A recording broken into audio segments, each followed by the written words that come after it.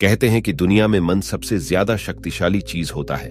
अगर किसी चीज को तुम पूरे मन से चाह लो तो तुम उसे हासिल कर सकते हो। ये मैं नहीं कहता, ये सभी महापुरुषों का कहना है। लेकिन अगर यह सत्य है, ये सच है, तो हम जो अपने मन से चाहते हैं वह हमें हासिल क्यों नहीं होता है? भाई, कोई भी इंसान अपने मन में तो दुख नहीं चाहेगा, लेकिन वो रहता तो दुखी है।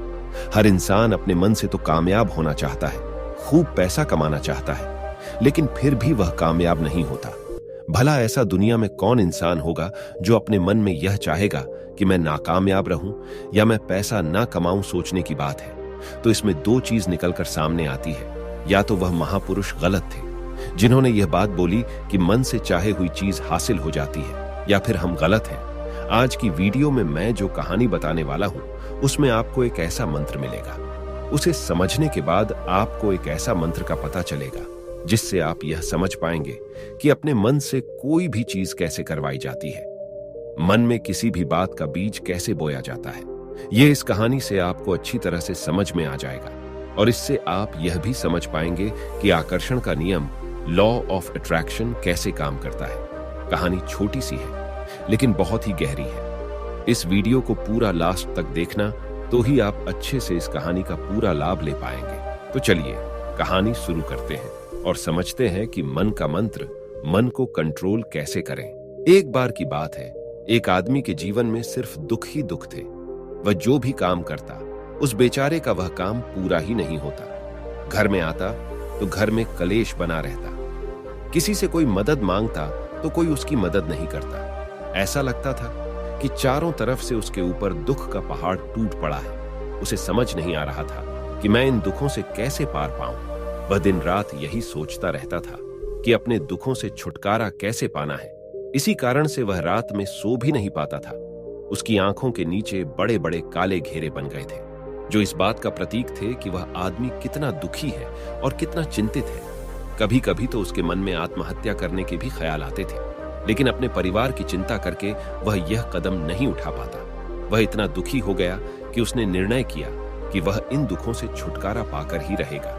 इसके लिए चाहे उसे कितनी ही मेहनत करनी पड़े, कुछ भी करना पड़े, चाहे अंगारों पर चलना पड़े, लेकिन इन दुखों से छुटकारा हासिल करके रहेगा। ऐसे ही एक दिन उसने अपने मित्र से पूछा कि मैं अपने जीवन को कैसे सुधारूं। उसके मित्र ने उसे बताया कि तुम किसी बाबा के पास जाओ। बाबाओं के पास ऐसा मंत्र होता है जिससे सारे दुख मिट जाते हैं, जीवन खुशियों से भर जाता है और धन संपदा भी हासिल होती है। तुम किसी ऐसे बाबा को ढूंढ लो, बस तुम्हारा काम बन जाएगा। उस आदमी के मन में यह बात पूरी तरह से पक्की बैठ गई कि कोई बाबा ही मेरा दुख दूर कर सकता है, और इसीलिए उसे किसी भी बाबा के बारे में पता चलता तो वह उस बाबा के पास पहुंच जाता, उस बाबा को अपनी समस्या बताता और उससे उसका समाधान पूछता और कहता कि बाबा, मैं कुछ भी करने के लिए तैयार हूं, लेकिन मेरी इन समस्याओं से मुझे छुटकारा दिला दीजिए। आप जो कहेंगे मैं वह करूंगा, लेकिन मेरे जीवन को सुधार दीजिए। बाबा उसे कुछ टोने टोटके बताते थे करने के लिए, और बदले में दान दक्षिणा ले लेते थे कि यह टोना टोटका करने के बाद तुम्हारे घर में सुख शांति बनी रहेगी। बस इस टोटके को पूरी विधि के साथ करना।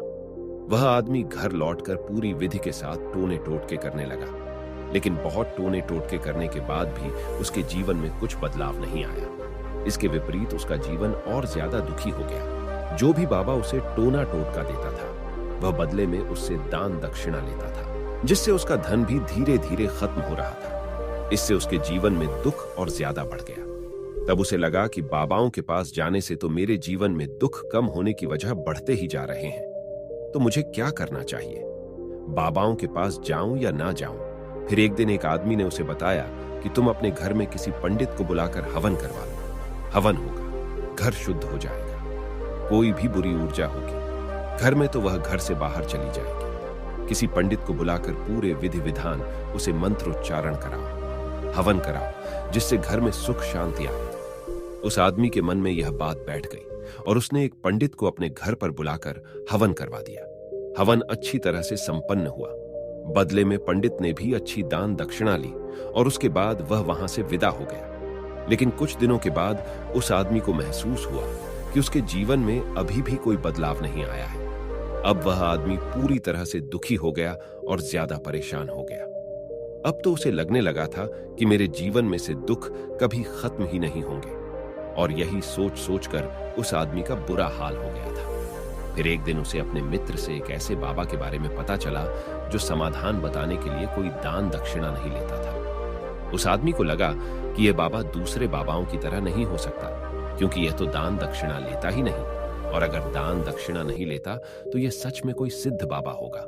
और यही सोचकर वह उस बाबा के पास पहुंच जाता है। जब वह आदमी वहां पर पहुंचता है तो वह बाबा ध्यान में बैठे हुए थे। यह देखकर वह आदमी वहीं पर चुपचाप बैठकर ध्यान से बाहर आने का उनका इंतजार करने लगा। थोड़ी देर बाद बाबा ने आंखें खोली तो सामने एक दुखी और परेशान युवक को बैठे देखा। उसकी आंखों के नीचे काले घेरे देखकर ही समझ गया कि यह आदमी अपने जीवन से कितना परेशान है। उसे संबोधित करते हुए बाबा ने पूछा कि बच्चा, क्या चाहते हो? बाबा के पास क्या लेने आए हो? उस आदमी ने कहा कि बाबा, मैं अपने जीवन से बहुत परेशान हूं। मैंने इन दुखों को दूर करने के लिए बहुत सारे रास्ते अपनाए, हर वो तरकीब करके देखे जो किसी बाबा ने मुझे बताई, हर वो काम किया जो कोई भी इंसान ने मुझसे करने को कहा, लेकिन मेरे जीवन में दुखों में कोई कमी नहीं आई। बाबा, इसके विपरीत मेरे जीवन में दुखों में बढ़ोतरी हो गई है। मुझे समझ में नहीं आ रहा है कि मैं क्या करूं। कभी कभी तो मैं आत्महत्या करने की सोचता हूं, लेकिन मैं अपने परिवार की सोचकर मैं यह कदम नहीं उठाता हूं। मैंने आपके बारे में बहुत सुना है बाबा, और मैं बहुत उम्मीद के साथ आपके पास आया हूं। कृपया करके मुझे कोई ऐसा मार्ग बताएं जिससे मुझे अपने दुखों से छुटकारा मिल जाए। मैं अपने दुखों से छुटकारा पाने के लिए कुछ भी करने को तैयार हूं। आप मुझे कोई भी रास्ता बताएं, चाहे वह रास्ता कितना ही कठिन क्यों ना हो, मैं उसको पार करके रहूंगा। बाबा ने महसूस किया कि आदमी तो सच में बहुत परेशान है। बाबा ने उसकी बात सुनकर कहा कि बच्चा, दुखों को दूर करने के लिए मंत्र ऐसे ही नहीं मिलते हैं। मंत्र पाने के लिए कुछ करना पड़ता है। तुम कुछ कर सकते हो। यह सुनकर पहले तो उस आदमी ने सोचा कि यह बाबा भी मुझसे दान दक्षिणा मांगेंगे, लेकिन और कोई रास्ता ना पाकर उस आदमी ने कहा, बाबा, आपको जितना भी दान दक्षिणा चाहिए मैं देने के लिए तैयार हूं, लेकिन आपका मंत्र सच्चा होना चाहिए, वह पूरा होना चाहिए, उसका फल मुझे मिलना चाहिए। उसके बाद मैं आपको जो भी दान दक्षिणा लेना चाहते हो मैं आपको दे दूंगा। बाबा ने कहा, दान दक्षिणा तो बहुत छोटी चीज है, मुझे वह नहीं चाहिए। इस पर वो आदमी सोच विचार करके बोला, तो बाबा, मैं अंगारों पर भी चलने के लिए तैयार हूं, आप मुझे बस आज्ञा दीजिए। बाबा ने कहा कि अंगारों पर चलने वाली छोटी चीज मैं तुमसे नहीं कराने वाला हूं। मैं जो तुमसे कराने वाला हूं वह बहुत कठिन मंत्र है, उसे पूरा कर पाओगे। उसने कहा, बाबा, आप मुझे बताइए तो सही, मुझे करना क्या होगा? मैं कुछ भी करने के लिए तैयार हूं। इस पर बाबा ने उसे कहा कि यहां से जब तुम अपने घर जाओ तो रास्ते में अपने मन में यह दोहराते जाना कि मैं सुखी हूं, मैं सुखी हूं। बार बार अपने मन में यही दोहराना और याद रहे। जुबान पर यह नहीं आना चाहिए, यह सिर्फ मन में दोहराना है। यह सुनकर वो आदमी बोला, बाबा, बस इतनी सी बात, यह तो मैं छुटकी बजाते कर लूंगा, लेकिन इससे होगा क्या? बाबा बोले कि इस मंत्र को करके तो देखो, वैसे भी तुमने इतने बाबाओं के मंत्र किए हैं, तो इस मंत्र को भी करके देख लो। उस आदमी ने सोचा कि बाबा कुछ दान दक्षिणा तो ले नहीं रहे हैं और छोटा सा मंत्र है, इसे तो मैं कर ही लूंगा। वो बोला, ठीक है बाबा, मैं यह मंत्र जरूर करूंगा। और वो आदमी यह कहकर वहां से चलने लगा। लेकिन जैसे ही वह चलने लगा, पीछे से बाबा ने बोला कि बच्चा, एक बात याद रखना, जब तुम यह मंत्र अपने मन में दोहराना तो तुम्हारे मन में बंदर के विचार नहीं आने चाहिए, बंदर का ख्याल भी नहीं आना चाहिए, तो ही यह मंत्र सिद्ध होगा। आदमी बोला, मुझे तो आज तक बंदर का कोई विचार नहीं आया, तो अब क्यों आएगा? आप चिंता मत करिए बाबा, मैं बस मन में यही दोहराऊंगा कि मैं सुखी हूं, मैं सुखी हूं। इसके अलावा बंदर का कोई भी विचार मेरे मन में नहीं आएगा। यह कहकर वह आदमी वहां से चल देता है। वह अपने मन में मैं सुखी हूं, मैं सुखी हूं, यह दोहराता हुआ थोड़ी दूर ही चला था कि उसके मन में अचानक बंदर का ख्याल आ गया। बंदर का ख्याल एक बार आया और चला भी गया, लेकिन उस आदमी ने सोचा, आज तक तो मुझे बंदर का कोई भी विचार नहीं आया, यह आज बंदर का विचार क्यों आ गया? और ऐसे करके उसने उस बंदर के विचार को पकड़ लिया और यह भूल गया कि मुझे क्या मंत्र दोहराना है। और वह बंदर के बारे में सोचने लगा। जब थोड़ी देर बाद फिर से उसे होश आया तो वह फिर से अपना वही मंत्र दोहराने लगा जो बाबा ने उसे बताया था, मैं सुखी हूं, मैं सुखी हूं। लेकिन अचानक से उसे एक बंदर दिखाई दिया और यह देखकर फिर से उसके मन में बंदर का विचार उठ गया और यह देखकर वह इस विचार को बाहर फेंकना चाहता था और वह चाहता था कि मेरे अंदर किसी तरह से बंदर का विचार ना आए, लेकिन उसे तो सामने बंदर ही दिखाई दिया। ऐसे ही जद्दोजहद करते करते घर पर पहुंचा और घर पर पहुंचने के बाद अपनी पत्नी को कहा कि हे बंदरिया, मुझे खाने में बंदर परोस दो। और जब उसे एहसास हुआ कि उसने क्या बोल दिया तो वह अपने बाल नोचने लगा और दीवारों में सर मारने लगा कि आज तक मुझे बंदर का कोई भी विचार नहीं आया और आज मुझे यह क्या हो गया है कि मुझे हर जगह बंदर ही बंदर नजर आ रहे हैं। यह कैसी माया है। यही सोच सोचकर वह आदमी रात भर सो नहीं पाया। रात भर करवटें बदलते रहा और सुबह उठकर सीधे उसी बाबा के पास पहुंच गया और उसके चरणों में गिरकर कहा कि बाबा, पता नहीं क्या चमत्कार हो रहा है। आज तक मुझे बंदर का कोई विचार नहीं आया, लेकिन कल से जब से आपने मुझसे कहा कि बंदर का विचार नहीं आना चाहिए, तब से मुझे हर जगह बंदर ही बंदर नजर आ रहे हैं। उस आदमी ने कहा कि बाबा, मुझे तो आपके पीछे पेड़ पर बैठा बंदर केले खाते हुए दिखाई दे रहा है। यह हो क्या रहा है बाबा? यह सुनकर बाबा हंसने लगे। हाँ हाँ हाँ हाँ बच्चा, मन का जाल एक ऐसा जाल है जिसे समझ पाना इतना आसान नहीं है।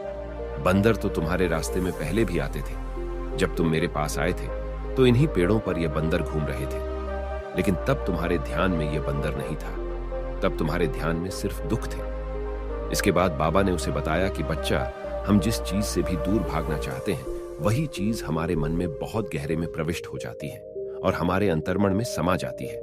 असल में हम जिस चीज से छुटकारा पाना चाहते हैं उससे छुटकारा इसीलिए पाना चाहते हैं कि वह हमारे साथ बहुत गहरे से जुड़ी हुई है और हम जितना ही उससे छुटकारा पाना चाहते हैं वह उतनी ही गहरी हमारे मन में बैठती चली जाती है और आखिरकार हमारे अंतर्मन में छा जाती है। ऊपर से तो हम चाहते हैं सुखी होना कि मैं सुखी हूं, सुखी हूं।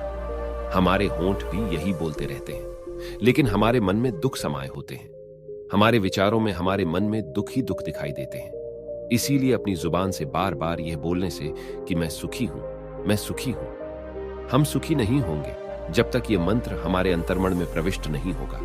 इस पर उस आदमी ने पूछा कि बाबा, लेकिन यह मंत्र हमारे अंतर्मन में प्रविष्ट कैसे होगा? यह सुनकर बाबा ने कहा कि बच्चा, अपने दुखों से लड़ना बंद कर दो। जब तक तुम अपने दुखों को दूर करने की सोचते रहोगे तब तक वो दुख तुमसे चिपके रहेंगे। तब तक वो दुख तुम्हारे अंतर्मन पर अपना राज बनाए बैठे रहेंगे और जिस दिन तुम उन दुखों के बारे में सोचना ही छोड़ दोगे, उन दुखों से छुटकारा ही नहीं पाना चाहोगे, उसी दिन से तुम्हारे जिंदगी से दुख गायब हो जाए। क्योंकि किसी भी चीज से छुटकारा पाने के लिए हमें उस चीज के बारे में सोचना पड़ता है और हम जितना ही उस चीज के बारे में सोचते हैं वह उतनी ही गहरी हमारे मन में प्रविष्ट होती चली जाती है। हम अधिकतर समय दुखों के बारे में ही सोचते हैं। हम यही सोचते हैं कि हमारे जीवन में दुख है और हमें इससे छुटकारा पाना है। इसी वजह से बार बार सोचने से वो दुख हमारे अंतर्मन में प्रविष्ट हो जाते हैं और हमें एहसास भी नहीं होता। इसीलिए अगर तुम दुखों से छुटकारा पाना चाहते हो तो दुखों से छुटकारा पाने के बारे में सोचना छोड़ दो, तुम्हें दुखों से छुटकारा मिल जाएगा। अक्सर आदमी धूम्रपान छोड़ना चाहता है, शराब छोड़ना चाहता है, सुबह अपने आप से यह वादा करता है कि मैं कोई भी गलत काम नहीं करूंगा, लेकिन शाम को जब लौटता है तो नशे में चूर होकर लौटता है। ऐसा क्यों होता है? जो हम सोच रहे हैं वह पूरा कर ही नहीं पा रहे हैं। असल में हम उस चीज को बहुत ज्यादा तवज्जो दे रहे हैं, उस चीज को बहुत ज्यादा अहमियत दे रहे हैं। जब भी हम उस चीज को छोड़ने के बारे में सोचते हैं तो हम उसकी इंपॉर्टेंस यानी कि विशेषता और ज्यादा बढ़ा देते हैं। हमारा मन उस चीज के बारे में जितना ज्यादा सोचेगा, शराब या धूम्रपान छोड़ने के बारे में जितना ज्यादा सोचेगा, हमारा मन उतना ही उस चीज के पीछे ज्यादा भागेगा। हमें उस चीज से लड़ना नहीं है, बल्कि बिना सोचे गुजर जाना है। और अगर हम इस मंत्र को समझ लेते हैं तो हम अपने जीवन में जो भी पाना चाहते हैं उसे अपने अंतर्मन में डाल सकते हैं। और एक बार वो लक्ष्य हमारे अंतर्मन में बैठ जाता है तो फिर सफलता पाने में कोई समस्या नहीं आती, कोई दिक्कत नहीं आती। तो दोस्तों, कैसी लगी आपको यह कहानी?